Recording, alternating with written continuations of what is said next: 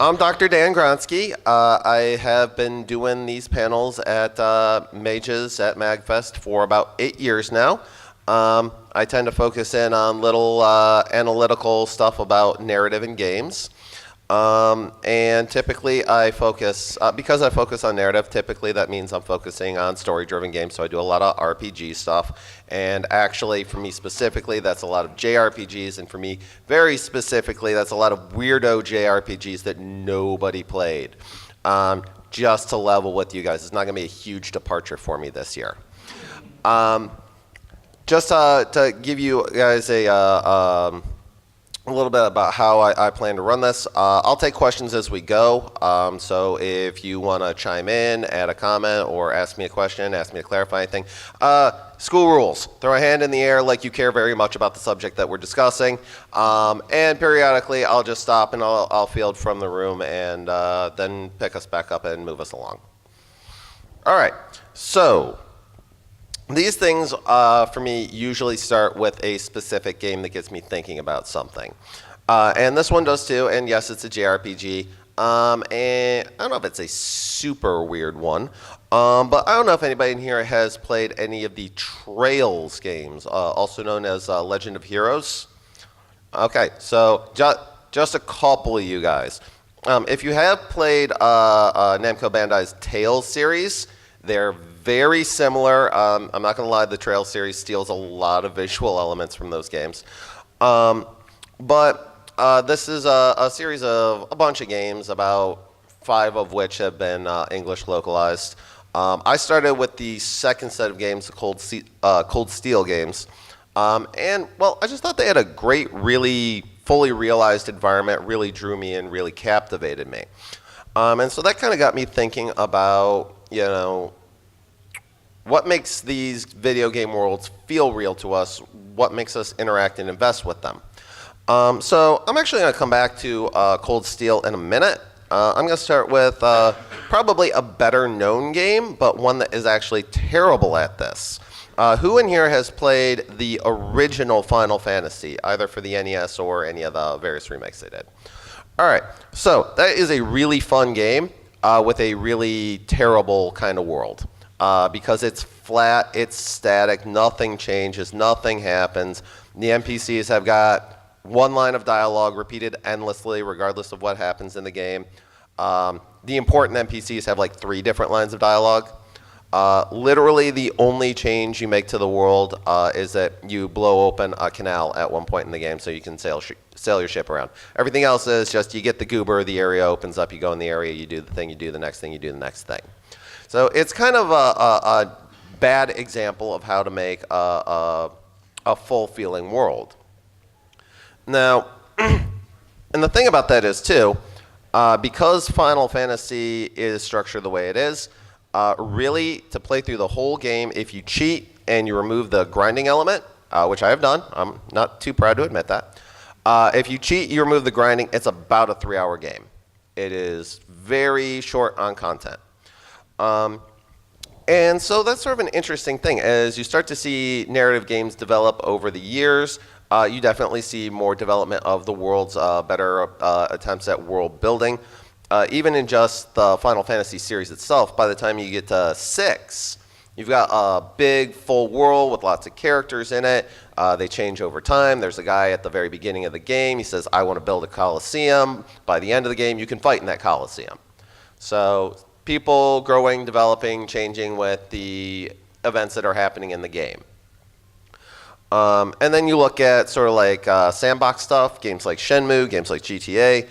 You got a bunch of different little distractions, make the environment seem like it's, you know, an actual narrative component. Like it's not just a backdrop, it's actually you're interacting with it. And a game that I will definitely come back to later in the panel, one of my favorite settings in any video game, which is Santa Destroy from No More Heroes, which is a very distinct, very specific setting, and it hates you. It just has absolute contempt for you, the player. All right. So that kind of brings me back to the stuff I wanted to say about Cold Steel. Basically, because none of you guys played it, It's set at a fancy boarding school. It's a light fantasy setting with like steampunk level technological elements. You're at a military boarding school. Your active party is 9 members who are in your class. Japanese class systems in effect, if you're familiar with those. But you can interact with literally every member of the student and faculty body. Like, just literally every character has something going on. No matter how unimportant, no matter how minor the character is, they've got a little, like, 5 or so plot point side story. And so, like, just to give you a couple examples, we got a couple of twins who like to sub in and out and mess with people. There's a boy and a girl who are running rival businesses. And of course, you have the pair of childhood friends that have got a romance angle going on. Of course, that's in there. And some of these are side quests. Some of this is stuff that they sort of ask you to do. But a lot of it just is, do you want to talk to these guys and find out what's going on with them? Check in with them, see how things are going along. You can miss stuff. But everybody kind of feels like they're living their own lives, independent of you and your big, important quest that you got to do. So, and the point of that was, it was really great because now I found myself really caring about these characters. And I wanted to have an impact on the world. And I wanted to help these guys out, even if I wasn't specifically doing specific things for them. They weren't side quest characters. They were just people who lived in the world that I was trying to change. And that gives you guys, hopefully, an idea of the sort of stuff I want to look at in this panel. World building is, it's sort of, by its nature, a component of narrative-heavy games. But aside from RPGs, you do have a lot of adventure titles. You obviously have your sandbox games, your open worlders. There's fairly broad application on this stuff. Obviously, a lot of games, too, will put you on pretty tight rails, even if they are telling a story. So some of this stuff doesn't apply to every game. But any game that's going to give you, that wants you to explore, they got to give you a reason to explore. And this is how you do it. Now, the way I kind of break this down, I break it down into 4 components. And some of them I give fancy names to. I start with what I'm calling history, which is like literally what the main narrative of the game tells you about the world, the stuff that you can't help but notice. After that, there's what I call lore, which is any kind of audio modules, data logs, books that you find lying around, stuff that has little pieces and parts of the world in it, but which you don't specifically have to listen to or find. After that, the actual physical setting, like what components, how is that a component of the world that you live in? And then I'm going to bring it back around to NPCs because that was, after all, the thing that got me started on this talk in the first place. So if you'll just give me one moment here.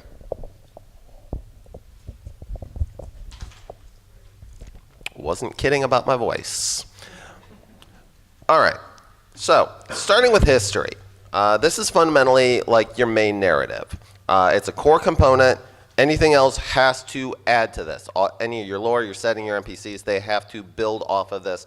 Because if they don't jive with the main narrative, with the core history, then the world's going to feel like slapdash and not put together right. It'll make it feel less real.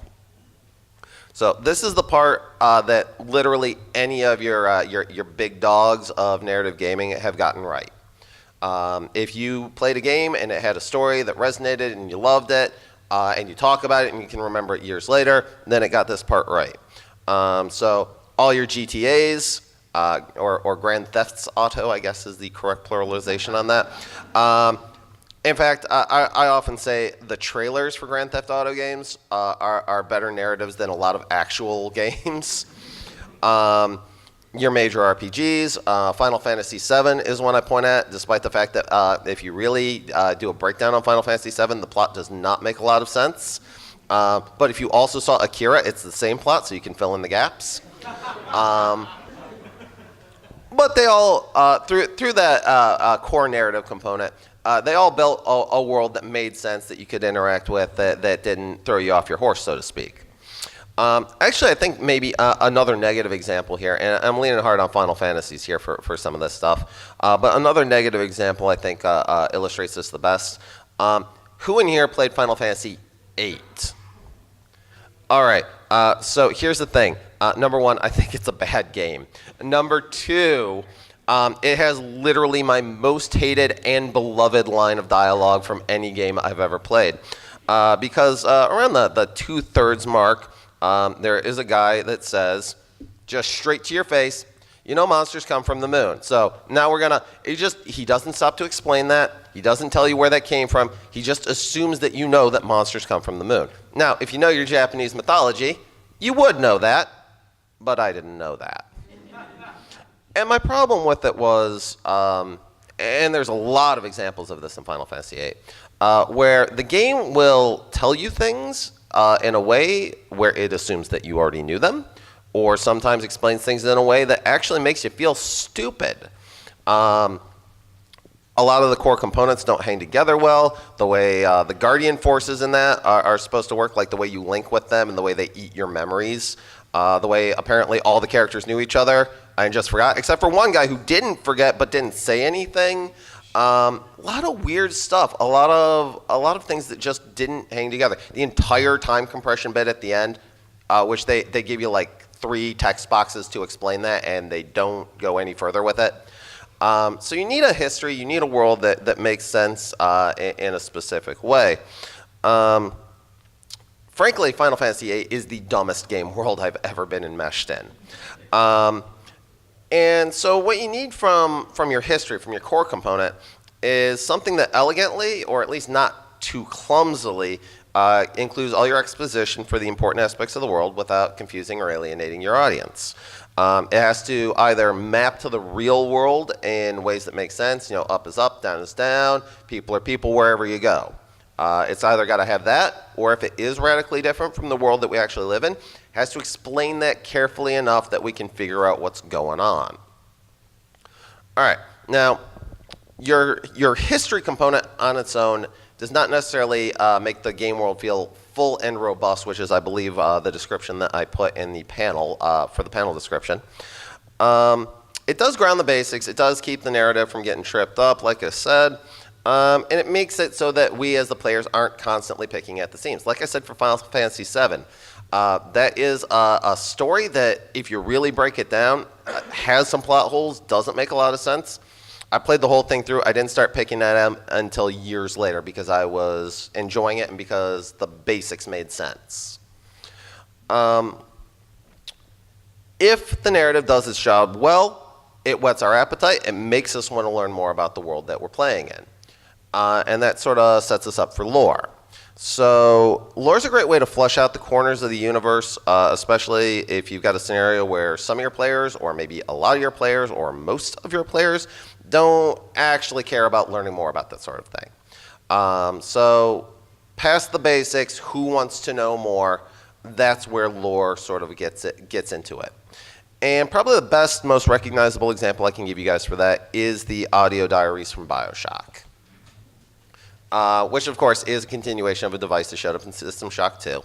And you see similar examples everywhere. But you find these little audio recordings that let you know about events that transpired before the game started taking place. Some of them give you some crucial plot points. Some of them flesh out characters. But really, some of them are just daily life. What were things like before Rapture went to hell? And that sort of, again, makes the world feel like it existed before you got there. And another good example I can give you for this is if you play the Batman Arkham games, or at least the first 2 Batman Arkham games. Arkham Asylum and Arkham City both have you collecting patient records, and some of them have interview tapes that give you additional insights to specifically how those Batman characters are being interpreted in those games, because they're pretty what you would think of as standard as far as Batman, but they do take certain artistic interpretations in different senses, and you can really see how that's working through the audio diaries. Arkham Asylum, actually, I think is particularly interesting because aside from those recordings, you also have a lot of like patient data for characters that aren't in that game, and some real deep cuts. You get like Calendar Man. You get Humpty Dumpty, who has absolutely my favorite civilian name, Humphrey Dumple. And these are not, number one, important characters. Number two, they are not in that game, period. Calendar Man's in the second one. Was a minor character in Arkham City. But all this does is tell you a little bit more about the world that you're operating in as Batman. Like, who are the guys that Batman has fought before? What has he done with them? What have they done to Gotham City? That's all this stuff gives you. It's just flavor. Now, you see examples of this. This is common. You see it in Metal Gear. You see it in The Last of Us. If you've played literally any 16-bit RPG, there's a library somewhere in that universe, and that library has like 10 little books that are like, let me tell you about the creation myth of this world. And it's like, do you need to know that stuff? You absolutely don't. But maybe you want to know. All right, so why do it, though? What's the point? What's the purpose of building out your world through lore? Since it's not essential, what does it add? Well, number one, because you do find this in RPGs, you do find this in sandbox games like the Arkham games, you're talking about a big environment. So this is little stuff that encourages your players to, encourages us as players to get out in that world and see more parts of it. Track down different buildings, different locations. Where's this hidden? Where's that hidden? And it feeds into the urge that you get, we got any collectors in the room? Got to catch it all. Feeds into that urge without necessarily doing something that breaks the game. Or, a lot of times mandatory exposition is boring to sit through. So this gives you like a play element to it. And like I said, it encourages you to explore, but what you're finding is not necessarily a weapon or armor or something that's going to change the way the game plays. It's just to get you out there and explore for the sake of exploration. All right, so if the point of the lore is to get us out into the setting, let's talk about the setting. Now, the actual physical environment of the game, if we're being asked to explore that, we really do need something worth exploring. And there are lots of pretty games out there. Pretty isn't even a stumbling block at this point in the technology. We're not talking about pretty games, not talking about stuff that's nice to look at. We're talking about a place that has character, has personality. So even in the real world, locations have rhythms, they have characteristics that distinguish them from other places. I mean, you could literally ask somebody from New York City, right? They will tell you about New York City. Ask somebody from somewhere better than New York City. They will tell you about that too. So yeah, real world cities, real world locations are distinct. And the funny thing is, when we get into a game, when we play, when we get into those environments, we kind of expect that same thing, even though that's tricky, because you don't actually have real world dynamics in a fake environment. So my favorite example of this, I mentioned it earlier, Santa Destroy from No More Heroes. Who played No More Heroes? That city hates you. That is a mean, gross city that hates you. So if you haven't played No More Heroes, it is a Suda51 game. So it is as weird, punk, and in your face as that implies. It's ugly. It is an ugly environment, and that's another one where you might question at first, like, couldn't they have done this a little bit better? Wasn't the technology there for it? But I think it absolutely was an artistic choice to make it ugly. Especially, I'll talk about something else in a second here that feeds into that idea.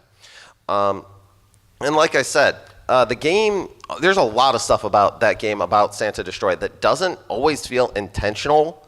Like, it doesn't always feel like it was a choice. And then later in the game, you will realize that it was a choice. So one of the things about the game is, like, in order to actually advance the story, you have to earn a certain amount of money. The best way to earn money is through assassination missions. The only way you can unlock assassination missions is through doing regular odd jobs. And they are boring, unpleasant minigames. I think the first one is picking up garbage. The last one is picking up scorpions.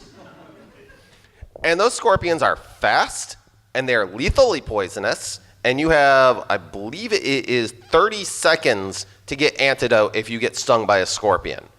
It is incredibly difficult. You will not earn any money doing this. So the scorpion job is something that I think really highlights, okay, you start picking up garbage, you end picking up scorpions. That is the game's way of demonstrating that original choice of like, why am I doing this? Why do they have me picking up trash? It's to punish you. Another good example of this is actually for the last mission. The first thing that happens is you step out of your apartment. You have a motorcycle that you use to get around town. You step out of your apartment and somebody stole your bike, and you have to run them down on foot. When you eventually do run them down on foot, you get on the bike and you do a racing mission. Like literally, it makes you run to the bike to get onto the bike. And it's stuff like that where you're like, was this intentional? And then, yes, it is intentional. Yes, it is trying to make me mad at the place. Now, you can actually sort of mitigate running down that bike if you find there's little find me's called Lovikov balls scattered throughout the city.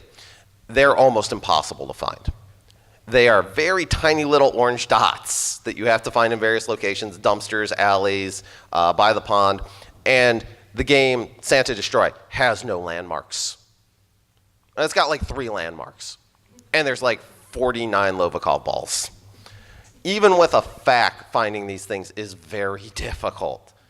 It wants you to explore, it makes you explore, and then it punishes you for exploring. And so you hear me describing this, and if you haven't played the game, you're probably sitting there going, wait, he likes this game. He thinks this game is fun. And that is because Santa Destroy is the perfect encapsulation of the major themes of the game. It's violent, it's ugly, it's degenerate. It is punk and in your face. And the whole city is doing that. The whole city is reinforcing who you are as a character, what the narrative is, and all the choices that you're making. Batman's another good one here, and probably more of you guys are familiar with Batman, especially Arkham City this time around. It is a world of perpetual night in which Batman is always able to drop down from a convenient overhang to surprise a terrified mugger before beating the shit out of him. It is in every sense Batman's world. It is the only world in which Batman can exist, and it makes you feel like you're part of it. It makes you feel like Batman to do stuff in that world. And again, it's got little collectibles in it too. It's got the Riddler trophies. It's got all kinds of little odds and ends to make you run down to the little corners and get up on the roof and find all the little landmarks that if you're a Batman fan you'll recognize. Find Crime Alley, find Axis Chemical, all that stuff. And the point is that the setting reinforces both the narrative and the characters, and in a lot of ways is extensions of them. The physical location really it immerses us in the narrative. And this is really, really, really important. And I want to come back to that at the end. That's my big finish, is immersion. But before I do that, I do have to hit that NPC mark that I promised you guys. So, since NPCs is the idea that got me started on thinking about this, why are they important? Well, here's the thing. You can build a world that feels realistic. If nobody is living in that world, it is not any kind of real world. Now, as players, it's a funny thing. We can tell the difference. We can tell the difference between something that's got people in it and something that doesn't have real people in it. And how much that is going to affect your enjoyment of the game, that's up to you. But we can always tell. Now, like one of the old jokes, especially for RPGs, is that like you bust into people's houses and you break their pots, you open their cabinets, you take their stuff, and that's not how that works in any kind of real world, right? If you rob people, they get mad at you, and that's a small but it's an omnipresent example, right? That doesn't map to the real world, and that's a convention that we sometimes roll with. Bigger stuff, though, is the stuff that I was talking about at the beginning of the panel. NPCs that don't change their dialogue, NPCs that don't react to you, NPCs that start talking, you're just mashing the button to get them to shut up and move things forward. Those aren't people, you don't care about them.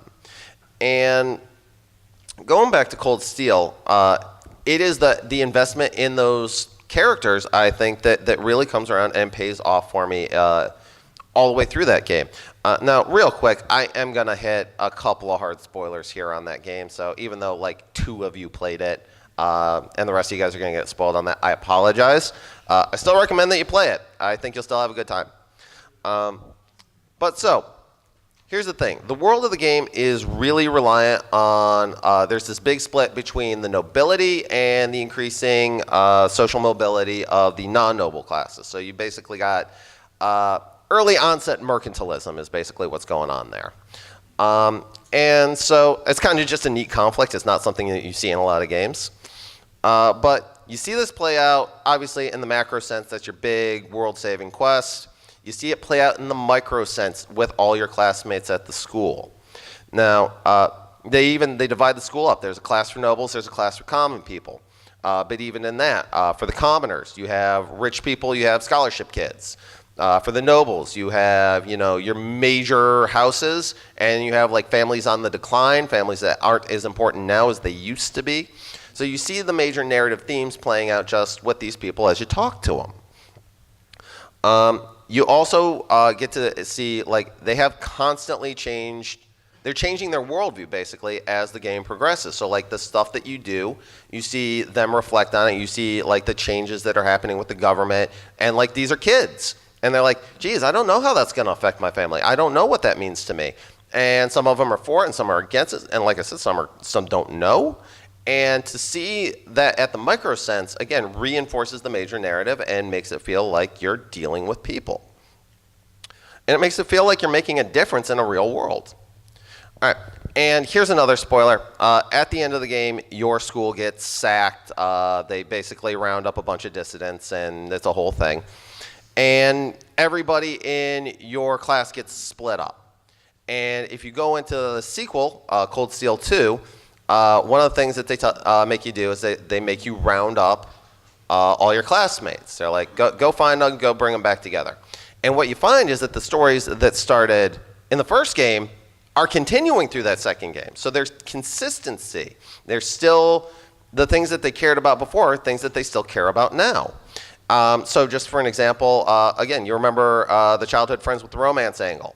You'll actually find the girl first. And you're like, all right, come with us. And she's like, no, I'm not going anywhere because I don't know where my boyfriend is, and I'm not going anywhere until we find out if he's okay.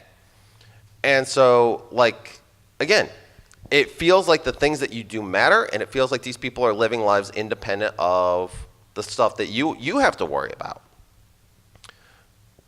All right. So Trails is my pet example for the NPCs, but you will find other good examples in other games. I am partial to Catherine and Shin Megami Tensei 4, which are 2 Atlas games. I also, literally, for every example of every element of world building, I could have just pointed to Undertale, because Undertale is the answer to every question about video games from now on. He did it, guys. He did the best one. We can all go home. But my point is, as players, the final element necessary for us to buy into a simulated world, you got to populate that world with living characters. A narrative, an extended history, a believable environment, that's all great. If nobody's living there, you've just described a tomb. And don't get me wrong, there are a lot of neat games that you can play in a tomb. If you play something like Gone Home. Touche, sir. Touche. He said Tomb Raider if you couldn't hear him. But like I was going to say, Gone Home is fundamentally about, artifacts and looking around at a place that people aren't in anymore. And that can be interesting, but that is a different kind of game. That's for a different kind of panelists. And again, it's not a world. It's a grave. It's a tomb. So what's the point of all of this then? Why do we want a full realistic world? Well, in a narrative, I said my thing that I was going to come back to was immersion, and that's what it comes down to. Narrative means immersion. If you're not immersed in the narrative, you're not going to enjoy it. And these worlds inform who our main characters are and why they act the way they act. By extension, why we make them act the way they act, right? Because never forget, as the player, you're in control. Now, just like the real world environment helps you to shape the choices you make and the person you become, these fictional settings help to establish what it is that's made the characters in these narratives who they are, and thus helps us relate to them as we step into their shoes, right? If the world makes you who you are, we need to know why the character is the way he is or she is. To be fair, I'm not talking about like a real nature versus nurture debate here. These are fictional characters. They are the way they're made to be. But immersion is, it's a willing suspension of disbelief, right? We have to put aside for a moment our knowledge that it's a fake world. And if the characters don't seem real to us, if we don't at least have the illusion of an environment that shaped them, it's harder to buy in. It's just harder to buy in. But once you buy into that illusion, you can take control. You direct the characters' behavior, the way they should, to experience, to help the story that we're experiencing reach the conclusion that it's supposed to get to. And above all else, to believe that the world that we've become, tripped all over that. I apologize. To believe in the world that we've become a part of. There we go. It sounds way better when I read it the right way. Narrative always comes down to wanting to believe the simulation while we're in it, right? That's what it comes down to. We want to believe in this world. Characters matter, story matters. In a game, control matters a lot. I've talked about control a number of times over the years. And these are all things, all this is stuff I've discussed before. But hopefully this panel illustrated how important the world that holds all these things is just for your enjoyment. All right, now I ran through that in about a half hour. Nobody did ask me any questions while we were going. That was all my planned stuff. I'm out of cards. But so please ask me questions. I would love to talk. So usually when you help NPCs, you get a reward for them. Something peripheral to the main narrative of the game, something that generally helps you out, something along those lines. Can you think of any examples where helping an NPC or a series of NPCs, while helping them as NPCs, did not result in like your typical video game widget award? Well, my example with Cold Steel actually is that. For most of those guys, talking to them is the only reward you're going to get. And you just get more information. This is actually something that came up in a different panel that I was part of yesterday too. The idea of helping other characters for no tangible reward. I'm sure if I thought on it harder, I could maybe come up with one or two more. Oh yeah, absolutely. And that's the thing. Visual novels are an interesting genre because there is. You have choices, you have options. You can move the story in one way or the other, but also it is kind of limited. So, like, definitely that's. I would love to see somebody. Here's one for all of you guys. Somebody put together a panel on visual novels for next year. I would definitely love to sit in the audience for that one. Oh, up front. You talked at the very beginning about how the world, and especially the NPCs in the first Final Fantasy game, felt sort of stiff and unchanging. How do you feel about it when it's because when you have like NES games and that kind of thing, it's often due to data constraints, that sort of thing. Are there any NES games that really do change as you're playing? That's a great point about data constraints and technological limitations. For NES era stuff, I'm not sure that I can come up with any off the top of my head. I know contemporary to that, if you look at like Ultima did a better job with that, which of course is on the PC. That's a lot more power. But you're absolutely right. Technological constraints do limit how you build that world. So, I mean, that's absolutely something to recognize. Have you happened to seen a game that came out recently called Ghost of a Tale that I think did a lot of what you talked about? No, that's a new one to me. Are you familiar with Redwall? With what? Redwall? Red? Series by Brian Jocks.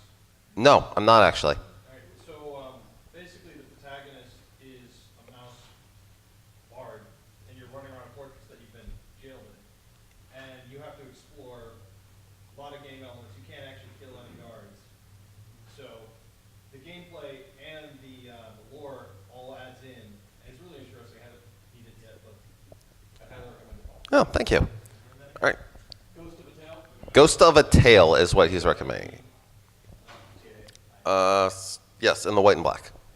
You ever feel like if somebody successfully builds out a super robust world with lots of characters, like maybe in a case of Cold Steel where there might be like an overload of information, or it might lead to a situation where a player doesn't know what sport kind of engaging in, or in those situations, do you know if there'd be any way to kind of subtly direct them to like this is a side thing but still cool? That's an interesting point. And I've definitely experienced that in certain games where I'm like, which direction do I go in? Roll a die, walk in a direction, see what's going on. And I think there are different ways to cue us in as players that I think some are more effective than others. I think, going back to the RPG wheelhouse, the idea that you're just supposed to talk to every NPC is something that's sort of been ingrained into us into this point, even though a lot of the NPCs are not worth talking to. Sorry, I'm busy being incredibly gross there. I apologize for that. In the green? In the middle, in the green, sorry. Finger pointing is not as precise as you'd love it to be. Nowadays you're seeing a lot more games that are kind of delving into intentionally superficial characters. I think a lot of, especially as you mentioned, Undertale and its sequel Deltarune, or its spiritual successor Deltarune, you're noticing kind of like an intentionally superficial world. Games like Paper Mario that kind of have that like toy box feel to them. Kind of, what is your opinion on how that kind of builds its own narrative? I think that's interesting that you mentioned Undertale and Paper Mario, because I think that those are two games that actually are very similar to each other. I think that you have that sort of, like you said, toy box, so it feels very simple, but the more you dig, the more you realize it's not simple at all, and I think that's true for both Undertale and Paper Mario. One of my favorite things is in Paper Mario Thousand Year Door, that apparently Luigi is having his own entire adventure in the background that you just have to keep checking in on him with. Undertale, similarly, and even at this point, I try really hard not to drop any Undertale spoilers in case anybody hasn't played it yet. But just your interaction with the various characters, the various creatures in that game, starts to reveal just how big and just how wide that world is. So I think that's an interesting trick. Makes you think as a player that maybe you've got something very flat, very NES data limitation sort of thing, and then you start to realize how big the world actually has been built out, and it encourages you to dig into those corners to see how big it really is. All right, other guy in the green. So going back to the world of Sand and Destroy, aside from collecting like the walkie-talkie balls, there's really nothing in that city at all. There's not really anything, and it just makes me think, well, like, no wonder he became sad. There's nothing else to do other than kill people. It really does fill up the time. So I was wondering, like, can you think of any examples in which like a lack of, well, I'm kind of hesitant to say detail, but like a lack of feature kind of contributes to the immersion of the game overall? I do think that's true for a lot of like your classic era 16-bit RPGs, because you always start in a little village with nothing. You look at Chrono Trigger, you look at Lunar, you look at really any of them. You start in a village, you have a house, your friend has a house, there's a couple other houses that have nothing in them, your neighbors live in them. And it really is like, there is nothing to do here. This is Podunk Nowheresville, and you want to get out in the world and see things. Like, it encourages you to get, like as a player, it encourages you to get out of your starting town and go fight monsters, go to other cities, see what's going on. Build off of being burned down probably does. Often, yes. Also, your village is set on fire. That happens a lot, actually. I'm actually towards the end of Dragon Quest XI right now, and yes, again, also burned down. All the way in the back. Yeah, you. You mentioned a lot during it the idea of the world has to be realistic and all that stuff. But what if you take it in like the other direction, where there's a lot of media right now that's really popular and people are really invested in stories, despite the fact that the story is absolutely absurd and bonkers, like beyond suspension of disbelief bonkers, like JoJo's Bizarre Adventure is not a game example, but bizarre things happen to people who really invest in these stories. And I think, like, just to run with your JoJo example, JoJo does a really good job of explaining how their world is bonkers different from ours, and why their world is bonkers different from ours, and what are things that you can roll with that are expected, and what is weird to them. Like, so as long as the characters are interacting with their environment in a way that's going to track to what we think should be happening, we can make sense of it. Like I said with Final Fantasy VIII, the problem there was it just assumed you knew or treated you like an idiot. Whereas JoJo, like watching JoJo, you never feel stupid. You sometimes feel shocked, but you never feel stupid. In the orange. Are there any common, when creating a game world or a narrative, are there any common pitfalls or tropes that we should avoid? That's an interesting question. He asked if there are any pitfalls or tropes that should be avoided. And I think that depends a lot player to player. But I also think like you can do a lot with tropes. You can do a lot with those cliches. Either by twisting them and doing something fresh with them, or even by playing them straight and just doing them really well. I think there's always... I don't think there's any necessarily bad idea. There's always bad execution. So I think there's still value in that. I'm still game to play a mute orphan and see where he goes from there. It's not always magic, but I'm willing to see where it goes. So I would say there's nothing to avoid as long as you have a plan and you know what you're doing. In the white. Hey, so I was wondering, in the context of like MMOs, do you feel like the rules of storytelling change because since you're writing for people on a macro scale more than zoning in on one person, you can get into the difficulties like the current state of World of Warcraft writing sort of comes to mind when that's sort of degenerating. I definitely think that MMOs offer their own unique set of problems for world building.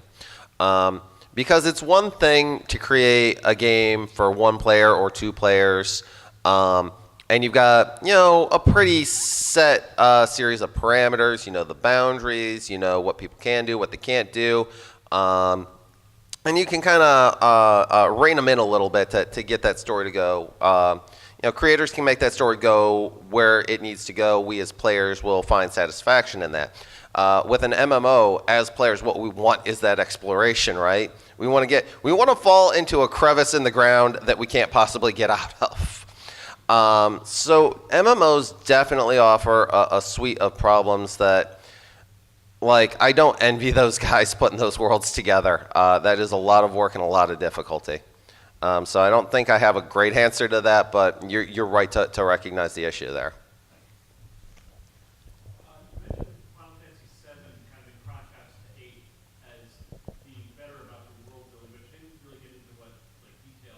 So what elements of Final Fantasy VII made it a better world building, more immersive game than say Final Fantasy 8? Well, a lot of it comes from the stuff that I was saying was wrong with 8 isn't wrong with 7. When Final Fantasy needs to explain something to you, they usually do a pretty good job. There is, like the very ending of Final Fantasy VII, I do think kind of falls down on that point. I don't know. Is anybody in here going to disagree with me? Is the ending of Final Fantasy VII not kind of meh?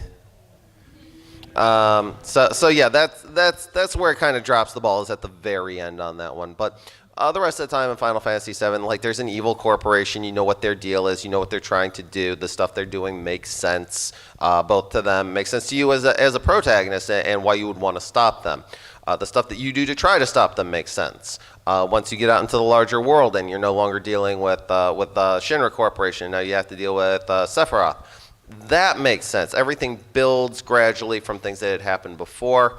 And the history of the world, like that there was an alien life form that they captured and tried to reproduce for military purposes. Like they explain all that in ways that fit together naturally. It really is just at the very end that it's the threads start to fray and you start to pick out the parts of that game that didn't make as much sense as they should have, in my opinion. Do you have any suggestions on sort of how to present that information to a player? If you have a world that's very much not our own or not a generic fantasy world, and it has some interesting twists, how do you get across to a player without somebody sitting down and saying, as you know, Bob? Well, that's the thing. The classic way to do that is with the don't know shit character. You're Dr. Watson. Guy standing around who doesn't know anything, who has to have everything explained to him. And then they're not explaining it to you, the player, like you're an idiot. They're explaining it to this idiot like he's an idiot. And that is a mitigating, a way to mitigate that feeling of frustration as a player. There are other ways to do it too. You can, I think that's one of the reason, like you see a lot of games that are set in schools still, because the school is a learning environment and they can put a book in front of you and be like, read this book. And be like, I guess that makes sense in context, yes. And now you know what's going on. So there are different ways to do that. The trick is that, as players, we live in this world and we need to see something that's gonna reflect our world enough that we can sort of roll with anything that doesn't. In the Mass Effect series, one of the things I did for that was having a separate thing go to the pause menu, open up your codex, read the plot there. No actual explanation for where that physically was, but if you want to just take a minute and pause the game and read it, it was there for you. And there's a couple of games that do it that way too. And I think that's another good way to do it. I prefer the way that makes you explore a little bit. I think that's a little bit more fun and engaging, but it's always nice to just have it. Yeah, you gotta like find the stuff first. Like, oh, you found the Felix scan. Here's the explanation about what it does and why it does it. What do you think about a game like Her Story, which is nothing but a built world? I mean, it's like a visual novel with zero choices. Her Story, by the way, if you guys don't know it or haven't played it, it's an iOS game. I think you can still download it. You absolutely should because it's like $5. It is really interesting and really engaging. It's just a series of police interviews, and you try to uncover new ones with basically a Google search, and you eventually figure out a story by piecing these threads together. It's really interesting. That's interesting. I think that's something that you don't see in a lot of games, actually, because that entire world is built by the actress. The lady who is giving the interviews, the way she talks, the way she moves, the way she looks around, all of that is what's giving us a sense of this community, of the story, of the people in the story, because we don't talk to anybody else. And so that's something that you don't see very often, where you have a single unified source of all that material. So that's the thing. Her Story is not really like any other game I've ever played. But I think actually that does bring up something I didn't discuss in here, which is games with voice acting, games that do have an actor component, and that can be a big part of bringing a character to life. Who in here, actually, I know which game to pick on. Who played Final Fantasy X? That's not good voice acting.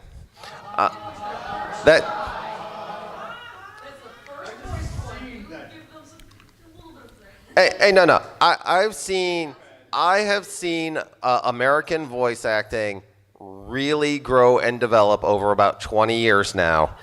It's really made great strides. In 2002, it had not yet made them. And that. And my point really is not so much to pick on them for having substandard actors to work with, but to point out the fact that that bad acting hurt that story, made them seem faker, right? Titus, when he laughs like that, that's not the way a human laughs, right? He doesn't seem like he's having a good time when he does that. You guys know the Uncanny Valley? Yes. It's Uncanny Valley.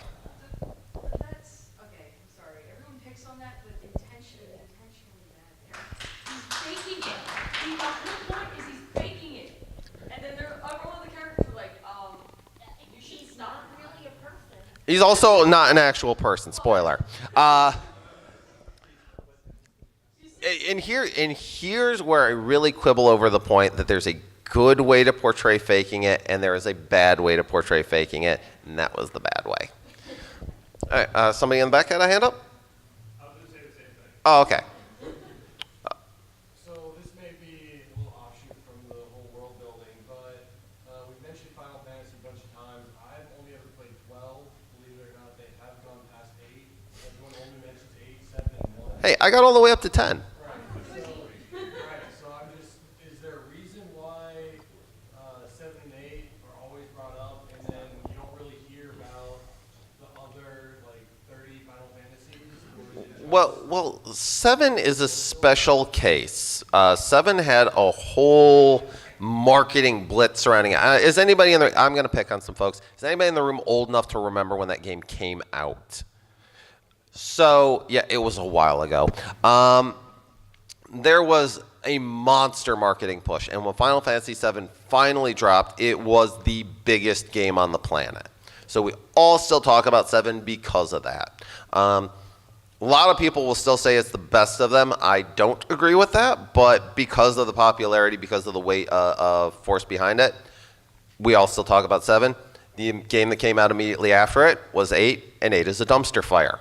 So that's why you kind of see those two come up again and again. I don't know if it was world building, because playing 12, it's a fantastic game, and it does everything right. You're pretty railroaded, but, there's depth, there's NPCs, there's lore, there's backstory, but you don't hear about it often. So I didn't know if that was because of world building or just other metrics. I would suggest that probably one of the big things that happened there is that Final Fantasy VII represents the absolute peak of popularity of the Japanese RPG in America, and sort of everything kind of tapered off after that. So it was a niche genre at the beginning, and it's a niche genre again. So I think that's kind of where you see it. In the back. Just wanted to comment, I demanded a PS1 specifically for Final Fantasy VII. Me too. That was a system seller. Up front.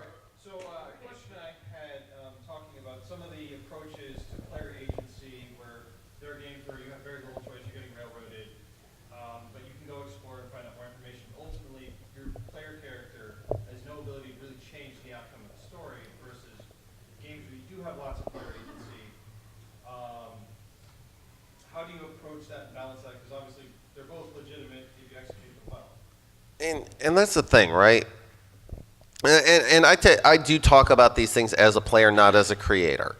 So games are tricky in that sense, where it's not like a movie, where a movie is we all have the same experience when we play when we watch a movie, right? You play a game, even if the story's on rails, we still are all going to have a slightly different experience.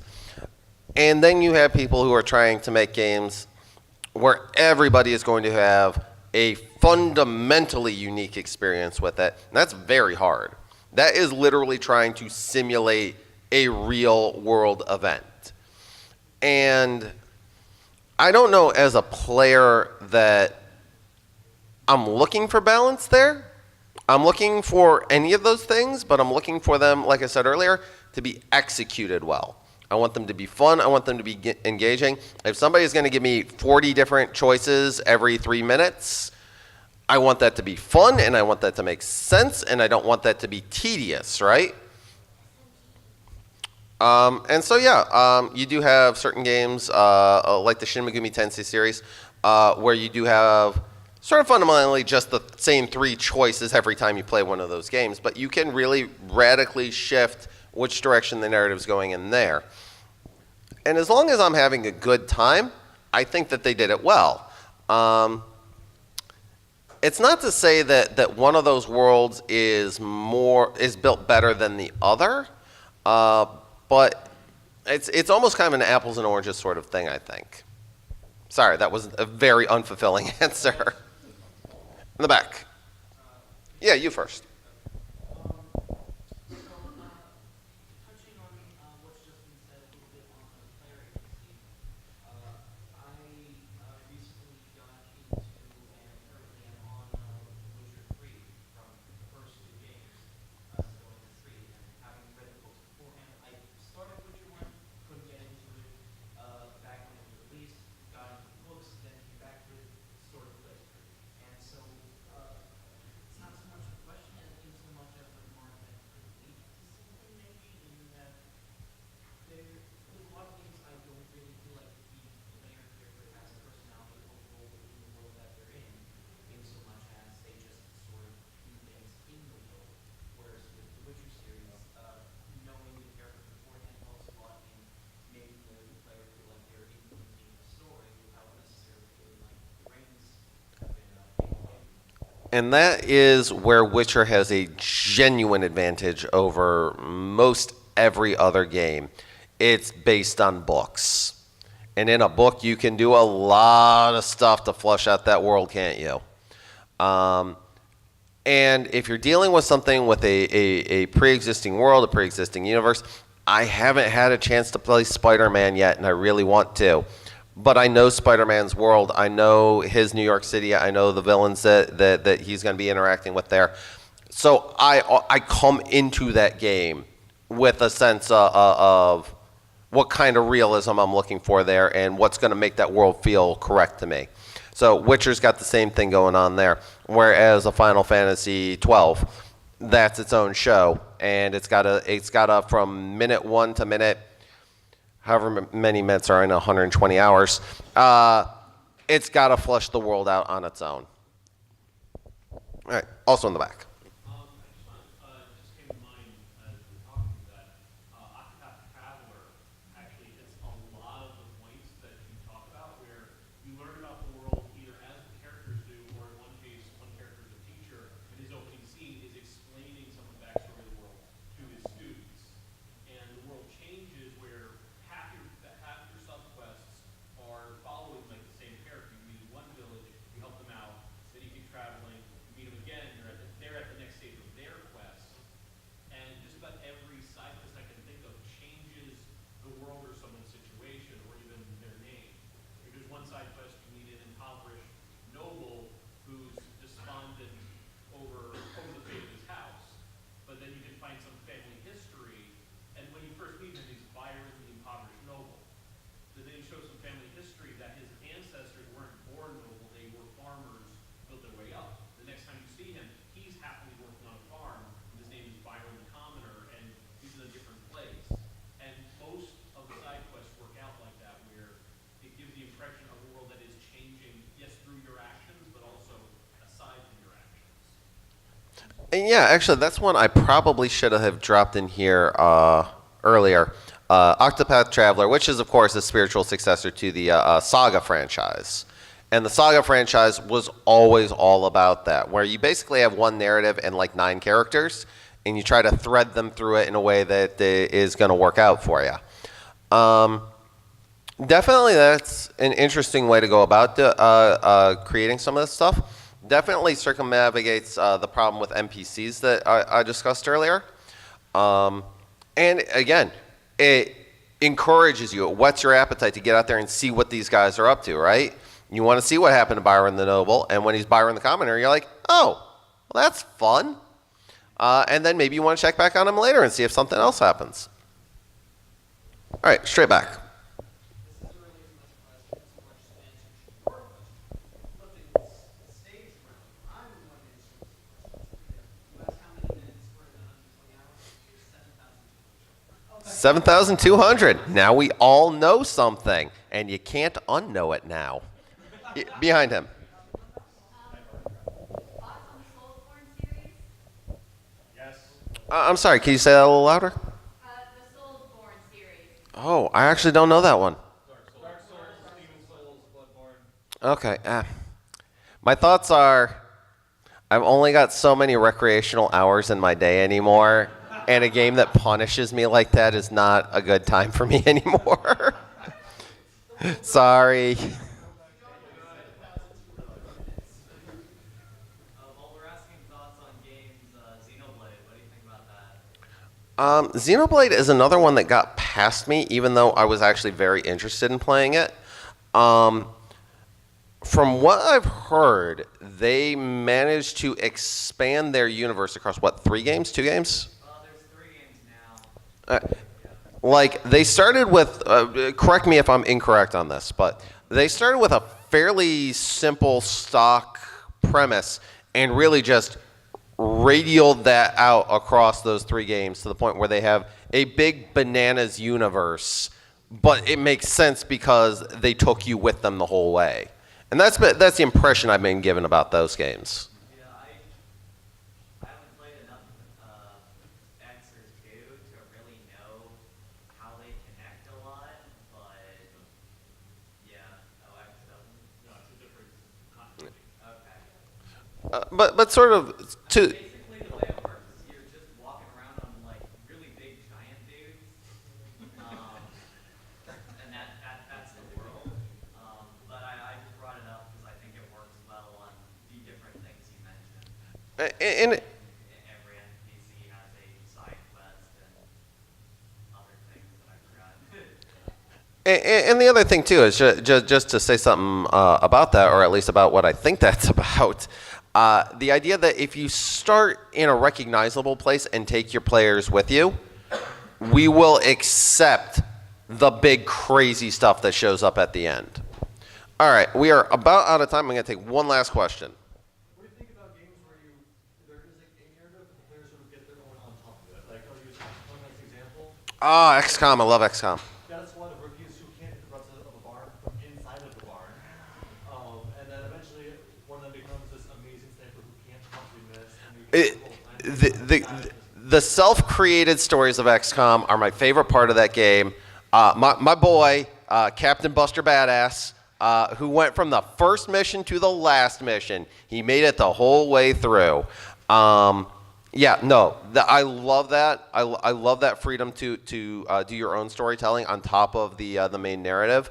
I think that's a tremendous add-on. And to go back to my key point, immersion, right?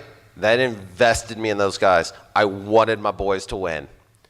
All right, regrettably, we are out of time. I can hang around for a little bit longer, talk with some of you guys who look like you still want to talk. Thank you all so much for coming to my panel.